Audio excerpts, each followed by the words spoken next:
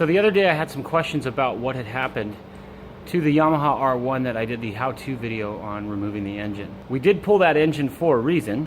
After we cracked open this engine, split apart, you see tranny and all of that good stuff. Now, the reason that we pulled this thing apart was that it had a knockdown at the bottom end.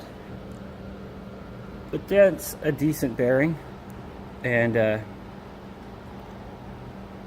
was doing okay. So that's one of the ones that was okay. Now, the bearing that was on the number 1 cylinder on the connecting rod is what you're looking at right here. Now this bearing was, if you can see that little ridge down on the bottom, that's because it was spinning around the connecting rod, and it was basically gapped so bad you were hearing the knock. Now, we also, you know, when you pull the thing apart, you might as well look at everything. So that's why I took out the 2nd and 3rd and 4th connecting rod and pistons as well. This is number 4. Number 4 was about to go, but wasn't quite sloppy yet. I think that the customer had recently changed the oil because there wasn't a lot in the oil.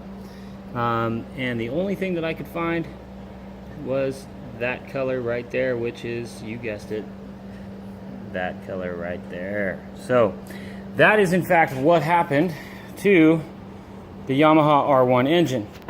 Also on the journal itself, you can see that it's got some scarring. This guy got lucky that he caught it early and didn't have any scoring of the main bearings. We may replace some of these main bearings. We're actually gonna replace these main bearings, but they didn't get too charred up, so we got pretty lucky on all of that. So the moral of the story is, if you're riding along, try and ride without headphones. A lot of people like to ride with headphones. I get it, I do too, but you don't hear things that are going on with the engine. Make sure you do a pre-ride inspection. Start the thing up, listen to it, kind of hear what's going on, and if you ever hear any knocking, definitely pull over.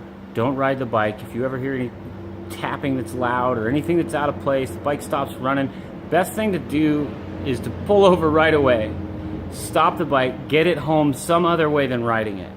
You can do a lot worse damage than what this guy had done to his R1.